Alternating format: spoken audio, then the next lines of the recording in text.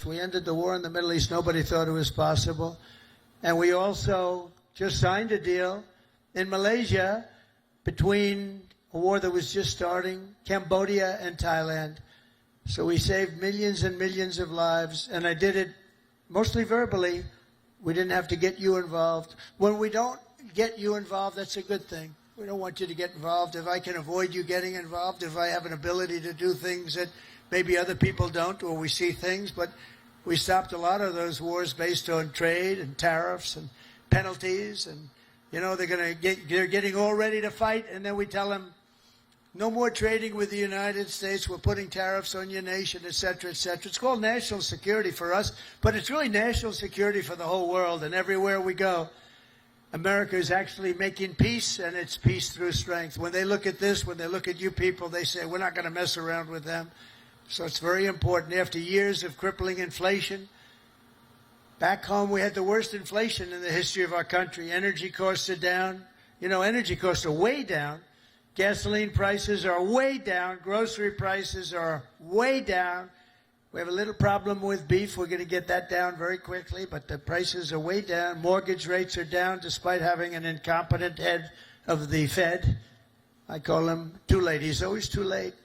He's too late in lowering interest rates. I call him Jerome Too Late Powell. But despite having a totally grossly incompetent guy, we blow through it, because we're doing so well.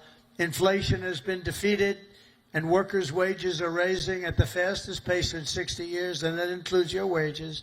They're rising in the fastest pace. The workers, I'm not talking about the rich people. Rich people, everyone's doing well.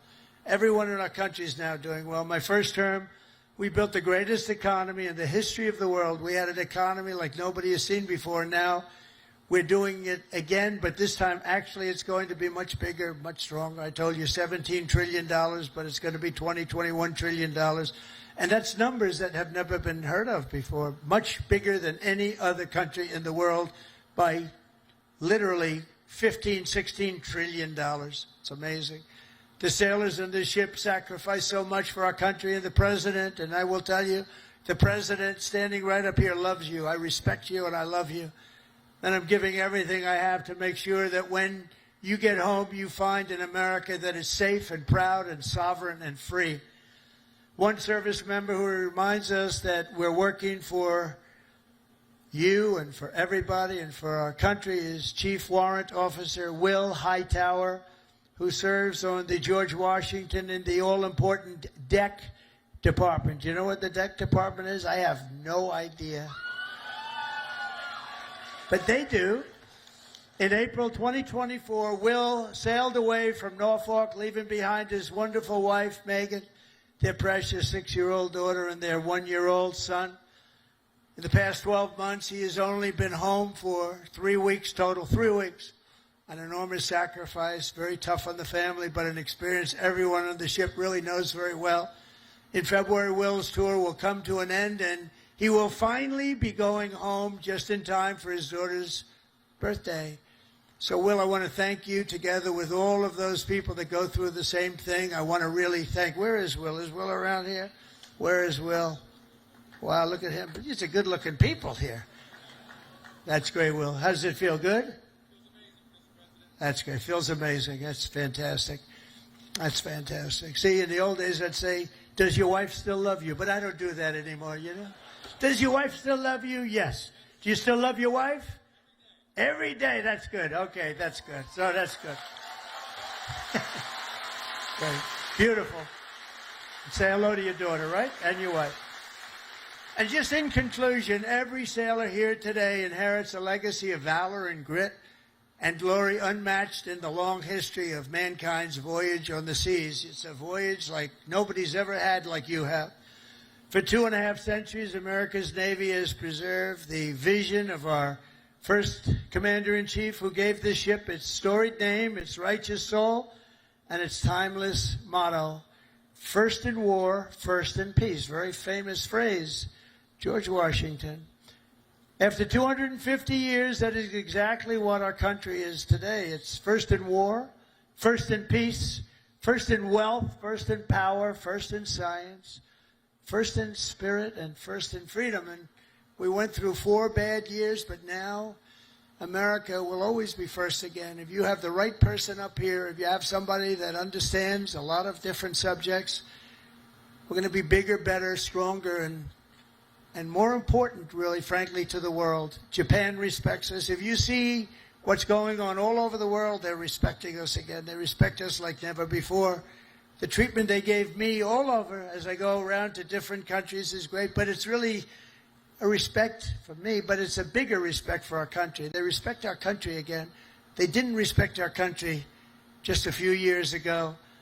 From Boston Harbor to Hampton Roads, and from Caribbean Sea to the Red Sea, from the Atlantic to the Pacific, and from the Persian Gulf to what is now known as the Gulf of America. Isn't it nice? They say it now routinely. I heard the news today. The Gulf of America, weather is wonderful. They don't say it with a smile. It's called the Gulf of America. How did that happen, right?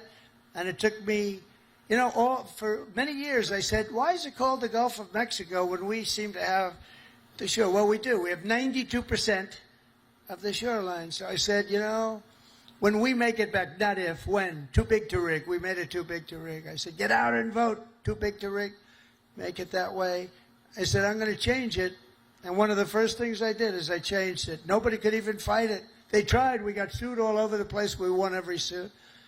And it's now officially the Gulf of America. Isn't that nice? But our sailors have written honor, greatness, and triumph into the pages of history. What you're doing is incredible, and it's an incredible time for our country. On gun decks and flight decks and torpedo rooms and cockpits, the men and women of the Navy have poured out their blood and sweat and tears to defend the land of the free and the home of the brave. They've crossed icy channels, leapt from burning wreckage, stormed into frigid waters, soared into deadly skies, and laid down their lives to ensure the survival of liberty.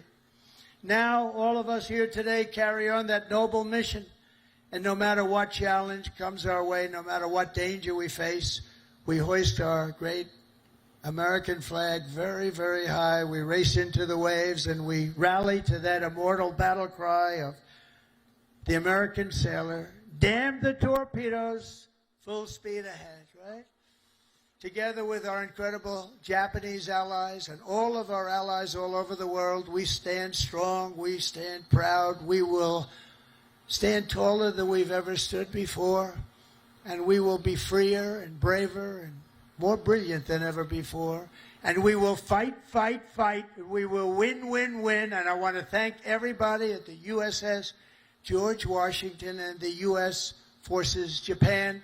God bless our military. God bless Japan. God bless the United States of America. And God bless our Navy. Thank you, everybody. Thank you. Thank you.